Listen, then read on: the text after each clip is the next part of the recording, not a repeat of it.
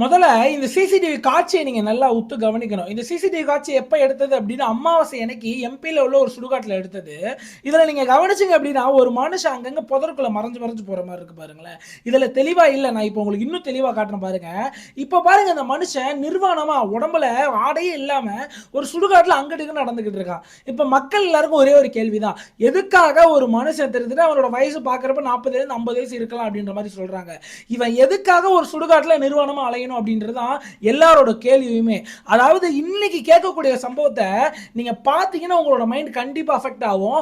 உங்களுக்கு ஒரு சில மாதிரியான அதாவது இயற்கைக்கு அப்பாற்பட்ட விஷயத்துல பார்க்கறப்ப மைண்ட் அஃபெக்ட் ஆகும். அதையும் யோசிச்சுக்கிட்டு இருப்பீங்க அப்படின்னா இந்த வீடியோ உங்களுக்கானது இல்லை. ஏன்னா இந்த கிரைமை பத்தி நான் படிச்சு பார்த்துட்டு எனக்கே ஒரு நாள் தூக்கம் வரல, கெட்ட கெட்ட கனவா வந்துச்சு. ஸோ அதனால உங்களுக்கு முன்கூட்டியே சொல்லிக்கிறேன், உங்களுக்கு அந்த மாதிரி பிரச்சனைகள் இருந்தால் அந்த வீடியோ பார்க்காதீங்க.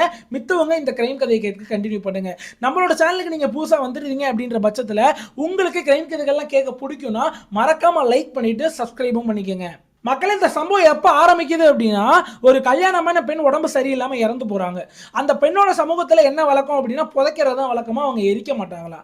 அதுக்குன்னு அவங்க கம்யூனிட்டிக்குன்னு ஒரு சுடுகாடு இருக்குது, அந்த சுடுகாட்டில் தான் அவங்க புதைப்பாங்களாம். இன்னொரு முக்கியமான விஷயம், அவங்களோட வழக்கத்தில் அவங்களோட சடலத்தை புதைச்ச அப்புறமும் ஒரு சில நாட்களுக்கு அந்த சடலத்தை போய் அவங்க நேரில் பார்த்துட்டு ஸோ ஒரு சில பூஜைகள் ஒரு சில சடங்குகள்லாம் செஞ்சுட்டு வருவாங்களாம். இப்படி தான் மே 16ஆம் தேதி இவங்க இறந்து போகிறாங்க. 16ஆம் தேதி இவங்களை அடக்கமும் செஞ்சிடறாங்க. காலையில் அடக்கம் பண்ணுறாங்க. அடக்கம் பண்ணிட்டு உறவினர்கள் எல்லாம் அவங்க வீட்டுக்கு போயிடுறாங்க. அடுத்த நாள் அதாவது மே 14ஆம் தேதி அதே கல்லறை அதே அந்த சமாதிக்கு போயிட்டு பார்க்க போறாங்க, அந்த சடங்குகள்லாம் செய்யறதுக்கு. அப்ப மிகப்பெரிய அதிர்ச்சிங்க, அந்த பெண்ணோட சடலம் பாதி வெளியே வந்து இருக்கு. இன்னொரு முக்கியமான விஷயம், இந்த மாதிரியான சடலத்தை புதைக்கிறப்ப அதுக்குன்னு ஒரு துணி போதி தான் புதைப்பாங்களாம். அந்த பெண் சடலத்தையும் ஒரு துணி போதி புதைச்சிருக்காங்கல்ல, அந்த துணி அந்த பெண் சடலத்தோட இடுப்பு பகுதி கீழே அந்த துணி ஃபுல்லா கிழிக்கப்பட்டிருக்கு. மேல உள்ள துணி அப்படியே தான் இருக்கு, கீழே உள்ள பகுதி ஃபுல்லா கிழிக்கப்பட்டிருக்கு. அந்த சடலத்தோட 2 கால்களும் விரிக்கப்பட்ட நிலையில இருந்திருக்கு. கால்கள் அப்படியே வெளியில தெளிவாவே தெரிஞ்சிருக்கு. இதெல்லாம் பார்த்து அதிர்ச்சியானவங்க அந்த சடலத்தோட முகத்தை பார்க்கறாங்க. அப்ப மேலும் பயங்கரமான அதிர்ச்சி. ஏன்னா அந்த தாடை பகுதி இருக்குல்ல, தாடை பகுதி ஓப்பன் ஆகி வாய் பொளந்த நிலையில இருக்கு. இதெல்லாம் பார்க்கறப்பே ஒரு தவறான விஷயம் அந்த இடத்துல நடந்திருக்கு. இந்த ஒரு சடலத்தை யாரோ தவறான விஷயம் செஞ்சிருக்காங்க அப்படின்றது பார்க்கறப்பே தெளிவா தெரிஞ்சிருக்கு. ஏன்னா அந்த கீழே துணி கிழிஞ்சிருந்ததா இருக்கட்டும், அந்த வாய் திறந்திருந்தா இருக்கட்டும், இதெல்லாம் பார்த்துட்டு எவனோ வந்து இந்த இடத்துல தப்பு பண்ணியிருக்கான் அப்படின்ற மாதிரி யோசிச்சுட்டு போலீஸ்ட்ட போய் கம்ப்ளைண்ட் கொடுக்குறாங்க. அந்த சுடுகாட்டில் சிசிடிவி கேமராஸும் இருக்குங்க. போலீஸ் என்ன செய்யறாங்க, டைரக்டா சிசிடிவியை தான் செக் பண்றாங்க. எப்போ அடக்கம் பண்ணீங்க அப்படின்ற ஃபுல் டீடைல்ஸை வாங்கிட்டு சிசிடிவியை செக் பண்றப்ப தான் போலீஸ்க்கு ஒரு மிகப்பெரிய அதிர்ச்சி. சிசிடிவியில் எதுவுமே பதிவாகலைங்க. ஏன்னா அந்த சிசிடிவி வந்து அந்த சுடுகாட்டோட என்ட்ரன்ஸ் அதோட அவுட் இதில் மட்டும் தான் இருக்கே தவிர சுடுகாட்டு நடுவில் சிசிடிவி கேமராஸ் இல்லை. அதனால யார் வந்தா யார் போனா அப்படின்றது தெளிவாக தெரிய மாட்டேது. ஸோ ஆரம்பத்தில் எல்லாருக்குமே இது வந்து ஒரு வியப்பா இருக்கு. அது எப்படிதான் சுடுகாட்டில் ஒரு பணம் தன்னைத்தானே வெளியில வந்து இருக்குமோ, அதுவும் கால்கள் விரிக்கப்பட்ட நிலையில தாடைகள் புழக்கப்பட்ட வகையில் இருக்குமோ அப்படின்றது போலீஸ்க்கு மிகப்பெரிய அதிர்ச்சி.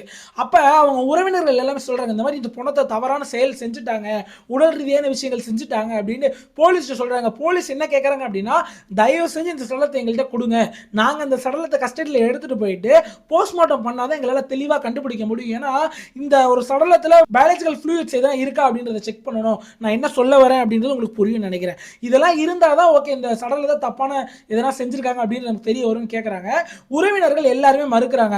அது எப்படிங்க, நேற்று புதைச்ச சடலத்தை நீங்கள் என்ன இன்னைக்கு எப்படி போஸ்ட்மார்ட்டம் எடுத்துகிட்டு போவீங்க, அதெல்லாம் எங்கள் சமூகத்தில் நாங்கள் ஒத்துக்க மாட்டோம் அப்படின்ற மாதிரி அந்த உறவினர்கள் எல்லாம் சொல்லிடுறாங்க.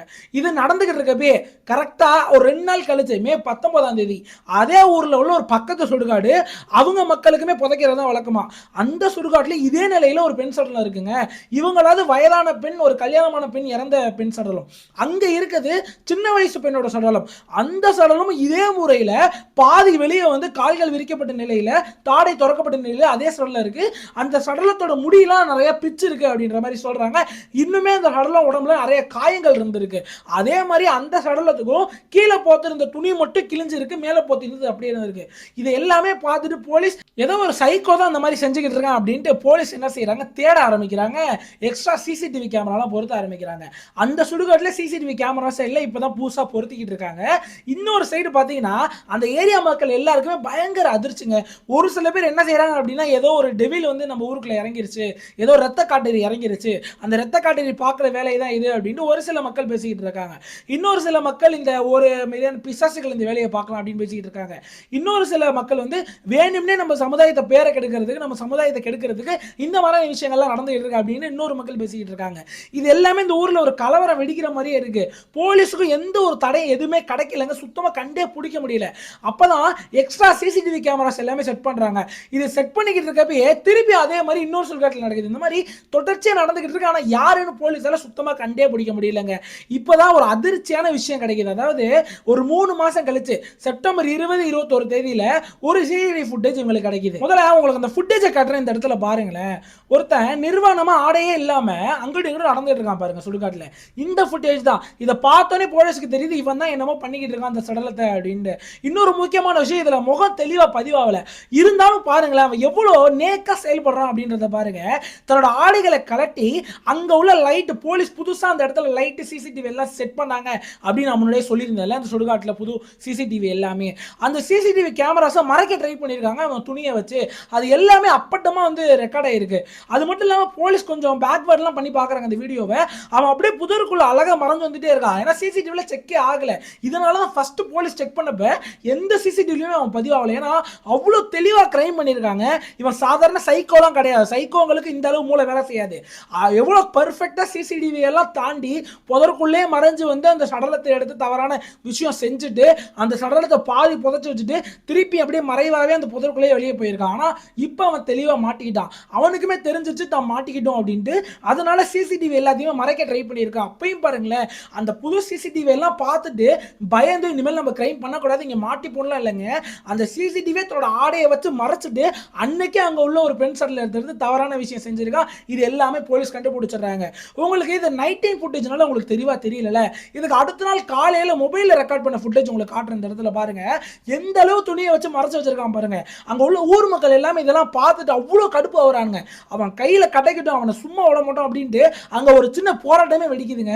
எவ்வளோ கேவலமான ஆளாக இருக்கான் பாருங்க. அப்பதான் போலீஸ் இவனோட பேட்டர்ன்ல ஒரு தெளிவான விஷயத்தை நோட் பண்றாங்க. இவன் ஏதோ ஒரு சடலத்தை இடத்தெல்லாம் வந்து செய்யலைங்க. அதாவது புதைச்சு ஒரு 4 மணி நேரம் 5 மணி நேரம் கழிச்சு இந்த சடலத்தை வெளியே எடுத்து பண்ணிருக்கலாம் அப்படின்ற ஒரு டைம் அனலைசிஸ் பண்றாங்க. இன்னொரு அனலைசிஸ் என்ன பண்றாங்க அப்படின்னா, இவன் தோன்ற எல்லா இடத்துலயுமே பெண்களோட பணம் தான் இருக்கு. அது மட்டும் இல்லாம ஏஜ்லாம் விஷயமே இல்லைங்க. இவனுக்கு சின்ன வயசு பெண் சடலத்தையும் தோண்டி எடுக்கிறான், பெரிய வயசு பெண் சடலத்தையும் தோண்டி எடுக்கிறான். இப்போ போலீஸ்க்கு இருக்க ஒரே கேள்வி, இவனுக்கு எப்படி இந்த இடத்துல தான் பெண் சடலம் இருக்கு அப்படின்றது தெரியும் அப்படின்ட்டு. அப்போ போலீஸ் என்ன ஒரு விஷயத்துக்கு வராங்க அப்படின்னா, அவன் முன்னாடியே வந்து நோட்டையிடுறான். இவன் மக்களோட மக்களா அந்த சடலத்தை புதைக்கிறப்பே மக்களோட மக்களா இருந்து அங்க தெளிவா புரிஞ்சு வச்சுக்கிட்டு அந்த செயலை செயல்றான் அப்படின்ட்டு பகல்ல உள்ள ஃபுட்டேஜ் எல்லாம் செக் பண்ணிட்டு இருக்காங்க. அப்பதான் இன்னொரு அதிர்ச்சியான சிசிடிவி ஃபுட்டேஜ் கிடைக்குது. இந்த இடத்துல பாருங்க, சிவப்பு ட்ரெஸ்ஸை போட்டுக்கிட்டு இவன் தாங்க அவன். இப்போ இதுல மூஞ்சி தெளிவா தெரிஞ்சிருது. காலையிலே வந்து நோட்டையிடுறாங்க, எதெல்லாம் பெண் சடலம் அப்படின்ற மாதிரி ஃபுல்லா நோட்டையிட்டு அந்த இடத்த செக் பண்றான். எப்படிலாம் இன்னைக்கு நைட் வந்து அந்த சடலத்தை தோண்டி எடுக்கலாம், எப்படிலாம் மறைஞ்சு வரலாம் அப்படின்ற மாதிரி ஃபுல்லா அனலைஸ் பண்ணிட்டு தெளிவா பிளான் பண்ணிட்டு தான் இவனோட செயலை செய்ய ஆரம்பிக்கிறான். இப்போ போலீஸ்க்கு தெளிவான முகம் கிடைச்சிடுச்சுல. இருந்தாலுமே அந்த முதல் நாள் நைட் எடுத்த ஃபுட்டேஜ், காலையில் எடுத்த ஃபுட்டேஜ், இது ரெண்டையும் கம்பைன் பண்ணி இவங்க ஒரு இமேஜை வரைகிறாங்க. ஒரு தெளிவான பெர்ஃபெக்டான இவனோட இமேஜுக்கு வராங்க. அது மட்டும் இல்லாமல் இந்த இமேஜஸ் எல்லாத்தையுமே அப்ஸ்கேல் பண்ணி பெர்ஃபெக்டாக எடிட் பண்ணி சோசியல் மீடியாவில் சர்க்குலேட் பண்ணுறாங்க. அந்த ஊர் மக்கள் எல்லார்ட்டையுமே சர்க்குலேட் பண்ணுறாங்க. இந்த மாதிரி ஒரு ஆளை பார்த்தா கண்டிப்பாக போலீஸ்க்கு தெரிவிங்க அப்படின்ட்டு. என்ன நடக்குது தெரியுமா? போலீஸ் ஸ்டேஷனுக்கு ஒரு கால் வருதுங்க. பொதுமக்கள்கிட்ட கிடையாது, இன்னொரு போலீஸ் ஸ்டேஷன்லேருந்து இந்த போலீஸ் ஸ்டேஷனுக்கு கால் வருது. ஏங்க நீங்க சர்க்குலேட் பண்ணிருக்கீங்களா ஒரு இமேஜ், ஏங்க அவனோட வயசு 50 வயசுங்க, அவனோட பேர் அயூப் கான், அவன் ஒரு ரெஜிஸ்டர்டு கிரிமினலுங்க, அவனை பத்தி சொன்னா நீங்க அதிர்ந்து போயிருவீங்க, அவன் சொன்ன கிரைமா அப்படின்னு அந்த ஆபீசர் சொல்றாங்க. உடனே அப்படியே அவனோட டேட்டாலாம் அனுப்புங்கன்னு சொல்றாங்க. அவங்களும் எல்லா டேட்டாவும் அனுப்புறாங்க. அதாவது இதை கேட்டவொடனே தான் உங்களுக்கு இன்னும் அதிர்ச்சியா இருக்கும். இவ்வளவு பெரிய மிருகத்தையாடா ஒரு நாள் வெளியே விட்டு வச்சிருந்தீங்க அப்படின்ற மாதிரி. என்ன நடக்குது அப்படின்னா, இவனோட பேரு அயூப் கானுங்க, இவனுக்கு 50 வயசுங்க. இவன் திட்டத்தட்ட 15 வருஷம் ஜெயில இருந்துட்டு மே 15ஆம் தேதி தான் ரிலீஸ் ஆகி வெளியே வந்திருக்கான். பாருங்க, 15 வருஷம் ஜெயில் கைதியா இருந்துட்டு மே 15 ரிலீஸ் ஆகி வந்திருக்கான். மே 17 இவனோட வேலையை ஆரம்பிச்சிட்டான். 2 நாள்ல இந்த மாதிரி சுடுகாட்டுக்கு போயிட்டு, எப்படி ரிலீஸ் ஆன 2 நாள்ல சுடுகாட்டுக்கு போயிட்டு பெண் சடலத்தை எல்லாம் நோண்டி எடுத்து அதோட உறவு ஏற்பட்டிருக்கான். எந்த அளவு கொடுமை பாருங்களேன். இப்ப எல்லாருக்கும் ஒரே கேள்வி, எதுக்காக 15 வருஷம் ஜெயில இருந்தான்? அது இன்னும் அதிர்ச்சியை தரும். அதாவது இவனுக்கு 2 மனைவிகளுங்க. 2 மனைவிகளையுமே கொடூரமான முறையில் கொலை பண்ணியிருக்கான். ஒரு மனைவி எப்படி கொலை பண்ணியிருக்கான் அப்படின்னா, ஆசையா அந்த மனைவிட்டு ஆசை வார்த்தைகள்லாம் கூறி காட்டு சைடு அழைச்சிட்டு போயிட்டு ஒரு கிணறு அங்க இருக்குமா, பால் அடைஞ்ச கிணறு, அந்த கிணறுக்குள்ள தள்ளி விட்டு கொலை பண்ணியிருக்கான். அது மட்டும் இல்லாம மனைவி அந்த கிணறுக்குள்ள இருந்து கதறி இருக்காங்க, என்னை காப்பாத்து காப்பாத்துன்ட்டு. முடியாதுன்னு மேல இருந்து சிரிச்சுக்கிட்டே இருந்திருக்கான் அந்த மனைவி சாகுற வரையும். இந்த மாதிரி ஒரு முதல் மனைவியை கொண்டுட்டான். அதுக்கப்புறமா ஒரு மனைவியை கல்யாணம் பண்றான். அதுக்கப்புறமா ஒரு பொண்ணை கல்யாணம் பண்றான். அந்த பொண்ணு இதே மாதிரிங்க கல்யாணம் ஆகி 2-3 மாசம் கூட இல்லையா, அந்த பொண்ணை உயிரோட நைட்டு தூங்குறப்ப அந்த மண்ணெண்ணெய் பெட்ரோல் இந்த மாதிரி விஷயங்களை அந்த பொண்ணு உடம்புல ஊத்தி உயிரோடே கொளுத்தி விட்டு உயிரோட எரிச்சு கொண்டிருக்கான். இதனால இவனுக்கு என்ன தண்டனை கொடுக்குறாங்க அப்படின்னா 15 வருஷம் ஜெயில் தண்டனை கொடுக்குறாங்க. இவனை ஊரை விட்டு ஒதுக்கி வச்சுறாங்க, இவன் குடும்பத்தையே ஒதுக்கி வச்சிருக்காங்க. இதெல்லாம் கேட்டுட்டு போலீஸ் ஒரு முடிவுக்கு வராங்க, இவனை வெளியில விடக்கூடாது, சொசைட்டிக்கு ரொம்ப ஆபத்தான இவன் அப்படின்ட்டு. உடனே என்ன பண்றாங்க அப்படின்னா, திருப்பி நிறைய சிசிடிவி என்ன எக்ஸ்ட்ரா சிசிடிவிலாம் செட் பண்ணி இவன் இன்னைக்கு தான் வருவான் அவனோட பேட்டர்னை ஃபுல்லாக அனலைஸ் பண்றாங்க. இவன் மேக்ஸிமம் அந்த அமாவாசை அன்னைக்கு தாங்க வந்து இந்த மாதிரியான விஷயங்கள்லாம் செய்யறான். அது மட்டும் இல்லாமல் எல்லா சடலத்தோட முடியுமே கையில் பிக்கப்பட்டிருக்கு. இதை என்ன போலீஸ் கருதுறாங்க அப்படின்னா, இவன் எதனா சடங்குகளுக்கு இந்த பேக் மேஜிக், இந்த சூனியம், இந்த மாதிரி விஷயங்களுக்கு இவன் எதாவது செய்யறான் போல அப்படின்ற மாதிரி சந்தேகப்பட்டு அமாவாசை அன்னைக்கு தான் இவனை பிடிக்க முடியும் அப்படின்றதுக்கு வராங்க. அதே மாதிரி அமாவாசை அன்னைக்கு இவனும் அந்த இடத்துக்கு வரான், ஒரு சுடுகாட்டுக்கு. இவங்க பிளான் பண்ண மாதிரி இவனை சம்பவ இடத்துல அங்க பிடிக்கிறாங்க. ஏங்க பிடிச்ச அப்புறம் என்ன தெரியுமாங்க பண்ணா, ஒரு மாதிரி கேவலமா ஏதோ பேசியிருக்காங்க, தன்னை தானே ஏதோ பேசியிருக்கான், ஏதோ மைண்டு கொலாப்ஸ் ஆன மாதிரி ஒரு மென்டல் மாதிரியே பேசியிருக்கான், சம்மந்தம் இல்லாதெல்லாம் பேசியிருக்கான். போலீஸ் என்னடா நீ சம்மந்தம்லாம் பேசிட்டு இருக்க அப்படின்ட்டு அறன்னு அரைஞ்சிருக்காங்க. இருந்தாலுமே வியடான சவுண்ட்லாம் எழுப்ப ஆரம்பிக்கிறாங்க. அதாவது ஒரு பெண் மாதிரி கத்திருக்கான், நாய் மாதிரி குலைச்சிருக்கான். அதாவது இந்த இடத்துல அவன் என்ன ட்ரை பண்ணியிருக்கான் அப்படின்னா, தான் ஒரு மனநோயாளின்னு எல்லாரும் நம்பணும் அப்படின்ற மாதிரி ஒரு ஃபேக்கான ஆக்டிங் பண்ணியிருக்கான். போலீஸ் தெளிவாக சொல்றாங்க, ஏங்க இவன் ஆக்டிங்லாம் கிடையாதுங்க, இவ்வளோ கிரிமினல் இவன். ஏன்னா 15 வருஷம் ஜெயிலில் இருந்திருக்கான். அது மட்டும் இல்லாமல் யோசிச்சு பாருங்க, 2 மனைவிகளை கொலை பண்ணியிருக்கான்.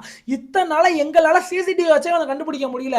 அந்த அளவு அவ்வளோ பிளான்டா புதருக்குள்ள மறைஞ்சு போய் எங்கெங்கெல்லாம் வந்து அந்த மறைவான இடம் இருக்கோ அந்த மறைவான இடத்து வழியாவே வந்து இந்த மாதிரி செயல் செஞ்சிருக்கான்.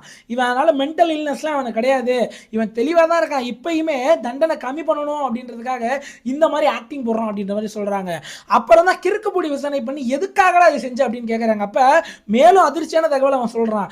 என்ன சொல்றான் அப்படின்னா, ஐயா நான் 15 வருஷம் ஜெயிலில் இருந்தேன்ல, என்னோட இன்மேட்டு ஒரு பெரிய தாந்திரிகவாதி, அவனுக்கு நிறைய மந்திரங்கள்லாம் தெரியும், அவனுக்கு பெரிய சூப்பர் நேச்சுரல் பவர்ஸ்லாம் இருக்கு, எனக்கும் அந்த பவர் வேணும்னு ஆசைப்பட்டேன், அவன்கிட்ட தினமும் பேச ஆரம்பிச்சேன், அவன் எனக்கு ஒரு சில மந்திரங்கள் எல்லாம் சொல்லி கொடுத்தான். அப்பதான் ஒரு விஷயம் சொன்னான், இந்த மாதிரி பெண்களோட இறந்து போன பெண்களோட சடலத்தோட இந்த மாதிரியான கேவலமான உறவு ஏற்பட்டா நம்மளோட சூப்பர் நேச்சுரல் பவர்ஸ் அதிகமாகும், நான் யோசிச்சது எல்லாமே எனக்கு கிடைக்கும் அப்படின்ற மாதிரி எனக்கு ஒரு சில மந்திர வித்தைகளை சொல்லி கொடுத்தான். அந்த வித்தைகள் செய்யறதுக்காகவும் அந்த மாதிரி பெண்களோட தவறான உறவு வைக்கணும் அப்படின்றதுக்காகவும் எனக்கு சடலம் தேவைப்பட்டுச்சு. அதனாலதான் இந்த மாதிரியான சுடுகாட்டுக்கு போயிட்டு பெண் சடலங்களை தோண்டி எடுத்து அதுங்களை இந்த மாதிரி நான் செஞ்சேன். செய்யும் போது அந்த சடலத்தோட முடிகளை கையில பிச்சு நான் எனக்கு கொஞ்சம் வச்சுப்பேன், அது எனக்கு டிராஃபிஸ் மாதிரி, எனக்கு அதுதான் சக்தி கொடுத்துச்சு நான் நம்புறேன் அப்படின்ட்டு அதிர்ச்சியான விஷயம்லாம் சொல்லிக்கிட்டே போறான். இதெல்லாம் போலீஸ் கேட்டு என்ன பண்றாங்க அப்படின்னா, இவனுக்கு பயங்கரமான தண்டனை வாங்கி கொடுக்கணும்னு நினைக்கிறாங்க. இந்த இடத்துல தாங்க இந்தியாவில் மிகப்பெரிய லூப் ஹோல் இருக்கு. இந்த இடத்துல இந்தியன் சிஸ்டத்துல ஒரு மிகப்பெரிய லூப் ஹோல் இருக்கு. அதாவது இந்தியாவில் இந்த மாதிரியான விஷயத்துக்கு சட்டமே இல்லைங்க. இவனை மாதிரி ஆளுகளை என்ன சொல்லுவோம் அப்படின்னா, நெக்ரோஃபைல் அப்படின்ற மாதிரி சொல்லுவோம். அதாவது இந்த மாதிரி இறந்து போன உடல்கள் கூட உறவு வைக்கிறவங்க பேரு நெக்ரோஃபைல் அப்படின்னு சொல்லுவோம், இல்லை நெக்ரோஃபிலியா அப்படின்னு சொல்லுவோம். இவனுங்களுக்கு நம்ம இந்தியாவில் சட்டமே கிடையாது. இதுதான் ஒரு நிதர்சனமான உண்மையே. ஏன்னா ஒரு இவன் எப்படியா இருந்தாலும் ஒரு தவறான உள்ரீதியான விஷயம் செஞ்சுட்டான். அது இங்கிலீஷ்ல இந்த வார்த்தையை சொல்ல நான் வந்து இந்த இடத்துல என்னால் சொல்ல முடியல. அதோட செக்ஷன் என்ன அப்படின்னா 375 and 376. இந்த செக்ஷன் படி ரொம்ப அதிகப்படியான தண்டனை கிடைக்கும். ஒரு உயிருள்ள ஒரு பெண் கூட இந்த மாதிரியான விஷயம் செஞ்சுட்டான் அப்படின்னா, அனுமதி இல்லாமல், அந்த பெண்ணோட அனுமதி இல்லாமல் செஞ்சா அப்படின்னா அது ஒரு பயங்கரமான தண்டனை, பயங்கரமான அஃபென்ஸ். ஆனால் உயிர் இல்லாத உடல் கொலை பண்ணதுனால இதை வந்து பெருசாக எடுத்துக்க மாட்டாங்க.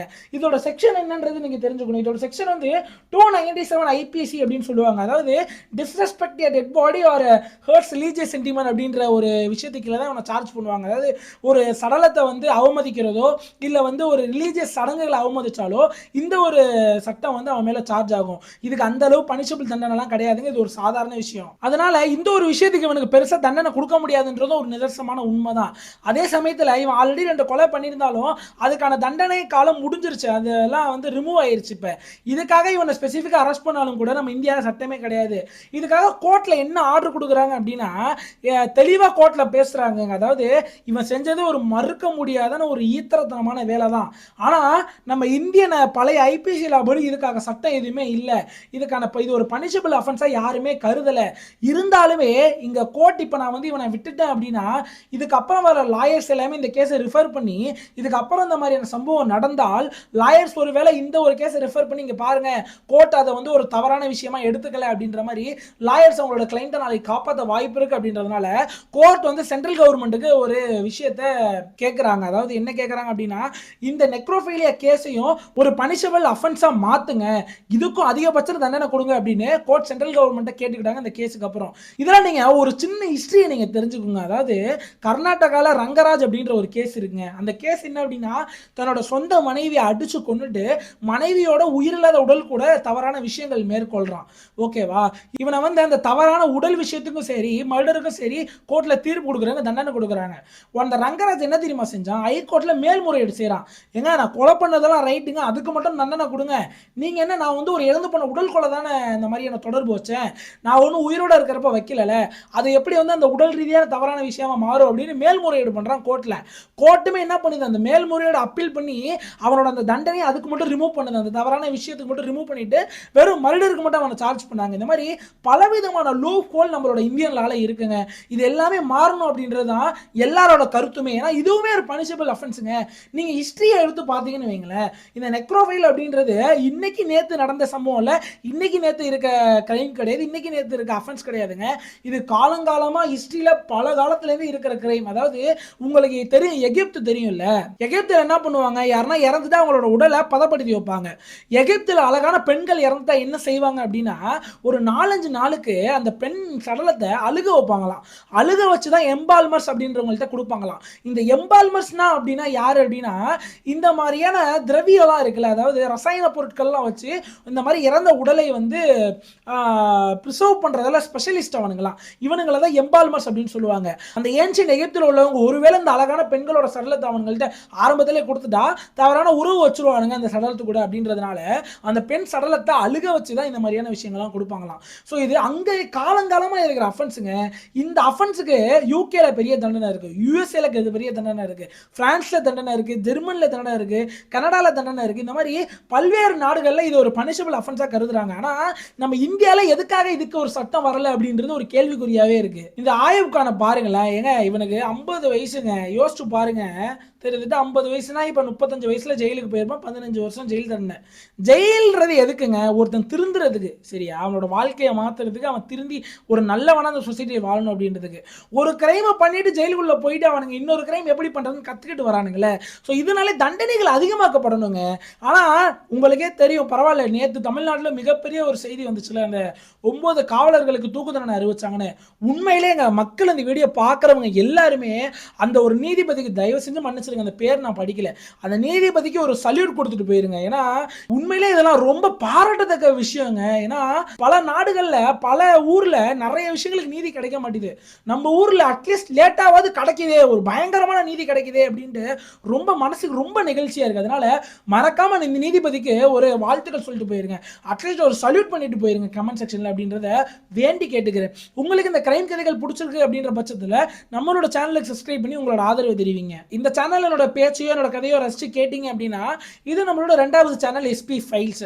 இதுல இன்னுமே ஒரு சில கொடூரமான சம்பவங்களை பத்தி இதுல நம்ம பேச முடியாதனால இந்த ஒரு சேனல்ல பேசியிருக்கோம். கண்டிப்பா இந்த வீடியோவை போய் செக் பண்ணுங்க. நன்றி, வணக்கம்.